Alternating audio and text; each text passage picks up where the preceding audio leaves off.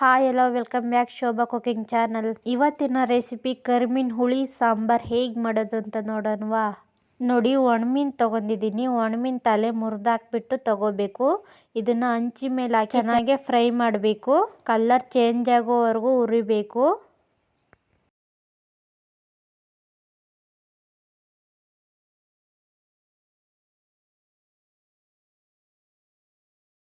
ನೋಡಿ, ಒಣಮೀನು ಚೆನ್ನಾಗಿ ಪರ್ಫೆಕ್ಟಾಗಿ ಹುರಿದಿದ್ದಾಯಿತು. ಈ ಕಲರ್ ಚೇಂಜ್ ಆಗೋವರೆಗೂ ಹುರಿಬೇಕು. ಹುರಿದಾದ್ಮೇಲೆ ತೆಗೆದ್ಬಿಟ್ಟು ಒಂದು ಬಟ್ಲಿಗೆ ಹಾಕಿ ನೀರು ಹಾಕ್ಬಿಟ್ಟು ನೆನೆಯೋದಕ್ಕೆ ಬಿಡಬೇಕು. ಅದನ್ನು ಬಿಸಿ ಇರುವಾಗಲೇ ನೀರು ಹಾಕಬೇಕು.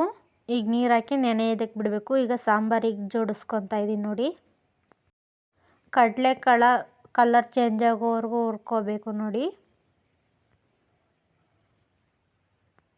ಕಡಲೆಕಾಳು ನೀಟಾಗಿ ಹುರಿದಿದ್ದಾಯಿತು. ಇದು ಕೂಡ ಹುರಿದ್ಬಿಟ್ಟು ಸೈಡಲ್ಲಿ ಎತ್ತಿಟ್ಕೊತೀನಿ.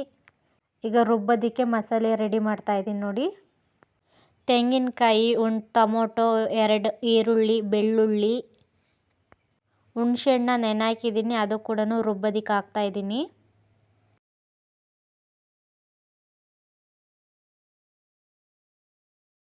ಎರಡು ಸ್ಪೂನ್ ಸಾಂಬಾರ್ ಪೌಡರ್, 1 ಸ್ಪೂನ್ ಖಾರದ ಪುಡಿ,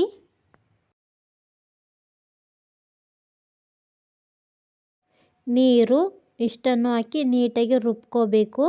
ನೋಡಿ, ಮಸಾಲೆ ರುಬ್ಬಿದ್ದಾಯಿತು. ಈಗ ಒಗ್ಗರಣೆಗೆ ರೆಡಿ ಮಾಡೋಣ. ಈ ಕಡೆ ಒಂದು ಕುಕ್ಕರಿಗೆ ಎಣ್ಣೆ ಬಿಸಿ ಮಾಡೋದಕ್ಕೆ ಇಟ್ಟಿದ್ದೀನಿ. ಚೆನ್ನಾಗಿ ಬಿಸಿಯಾಗಿದೆ. ಈಗ ಈರುಳ್ಳಿ ಒಗ್ಗರಣೆ ಹಾಕ್ತಾಯಿದ್ದೀನಿ. ನೋಡಿ, ಈರುಳ್ಳಿ ಚೆನ್ನಾಗಿ ಕೆಂಪಗಾಗಂಗೆ ಹುರಿಬೇಕು, ಕಲರ್ ಚೇಂಜ್ ಆಗೋವರೆಗೂ. ಈರುಳ್ಳಿ ಚೆನ್ನಾಗಿ ಫ್ರೈ ಆದಮೇಲೆ ರುಬ್ಬಿರೋ ಮಸಾಲೆ ಹಾಕ್ತಾಯಿದ್ದೀನಿ. ರುಬ್ಬಿರೋ ಮಸಾಲೆ ಕೂಡ ಎಣ್ಣೆಗೆ ಚೆನ್ನಾಗಿ ಫ್ರೈ ಮಾಡಬೇಕು.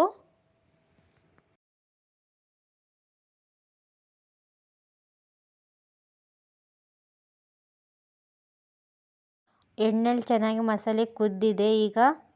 ಈಗ ನಮಗೆ ಯಾವ ತರಕಾರಿ ಬೇಕಾದರೂ ಹಾಕೋಬೋದು. ಬದನೆಕಾಯಿ, ಆಲೂಗೆಡ್ಡೆ ಕಟ್ ಮಾಡಿ ತೊಗೊಂಡಿದ್ದೀನಿ, ವಾಶ್ ಮಾಡಿ. ಅದು ಕೂಡ ಹಾಕ್ತಾಯಿದ್ದೀನಿ. ಹುರಿದ್ಬಿಟ್ಟು ಎತ್ತಿಟ್ಟಿರೋ ಕಡಲೆಕಾಳು ಕೂಡ ಹಾಕ್ತಾಯಿದ್ದೀನಿ.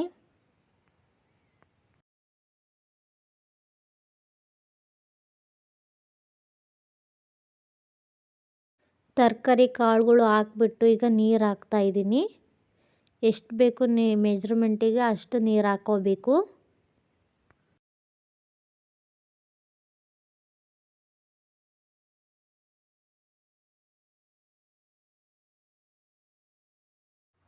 ರುಚಿಗೆ ತಕ್ಕಷ್ಟು ಉಪ್ಪು ಹಾಕಿ ಈಗ ನೀಟಾಗಿ ಮಿಕ್ಸ್ ಮಾಡ್ಕೋಬೇಕು. ಕುಕ್ಕರ್ ಲಿಡ್ ಕ್ಲೋಸ್ ಮಾಡಿ ಒಂದು 2 ವಿಸಿಲ್ ಕೂಗಿಸ್ಕೋಬೇಕು. ನೋಡಿ, 2 ವಿಸಿಲ್ ಆದಮೇಲೆ ಕುಕ್ಕರ್ ಕ್ಯಾಪ್ ತೆಗಿತಾ ಇದ್ದೀನಿ. ನೀಟಾಗಿ ಬೆಂದಿದೆ ತರಕಾರಿ ಎಲ್ಲ.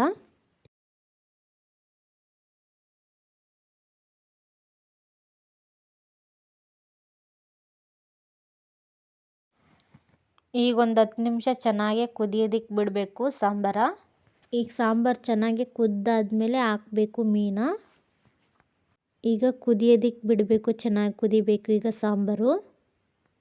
ನೋಡಿ, ಒಣಮೀನ ನೀಟಾಗಿ ಒಂದು 5-6 ಸಲ ನೀಟಾಗಿ ತೊಳಿಬೇಕು, ನೀರು ಚೇಂಜ್ ಮಾಡಿ. ನೋಡಿ, ಸಾಂಬಾರು ಚೆನ್ನಾಗಿ ಕುದ್ದಿದೆ. ಈಗ ಒಣಮೀನು ಹಾಕ್ತಾಯಿದ್ದೀನಿ. ಒಣಮೀನು ಹಾಕಿ ಒಂದು ಸ್ವಲ್ಪ ಹೊತ್ತು ಕುದಿಸ್ಬೇಕಷ್ಟೇ, ಜಾಸ್ತಿ ಹೊತ್ತೇನು ಕುದಿಸೋಕೆ ಹೋಗಬಾರ್ದು. ಈ ಥರ ಒಮ್ಮೆ ಮಾಡ್ಕೊತೀನಿ, ತುಂಬಾ ಟೇಸ್ಟಿಯಾಗಿ ಬರ್ತೈತೆ. ನೋಡಿ, ಸಾಂಬಾರು ಪರ್ಫೆಕ್ಟಾಗಿ ರೆಡಿಯಾಗಿದೆ. ಈಗ ಸರ್ವ್ ಮಾಡ್ತಾಯಿದ್ದೀನಿ ನಾನು ಮುದ್ದೆ ಜೊತೆ.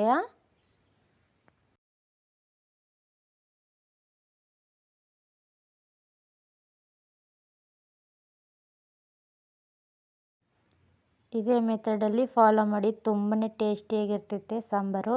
ಹಾಗೆ ತುಂಬ ಚೆನ್ನಾಗೂ ಬರುತ್ತೆ ಸಾಂಬಾರು ಈ ಥರ ಮಾಡಿದರೆ, ಈ ಥರ ಮೆಥಡಲ್ಲಿ ಮಾಡಿದರೆ. ವಿಡಿಯೋ ಇಷ್ಟ ಆಗಿದ್ದಲ್ಲಿ ಲೈಕ್ ಮಾಡಿ, ಶೇರ್ ಮಾಡಿ, ಕಮೆಂಟ್ ಮಾಡಿ, ಹಾಗೆ ಸಬ್ಸ್ಕ್ರೈಬ್ ಮಾಡ್ಕೊಳ್ಳಿ. Thank you.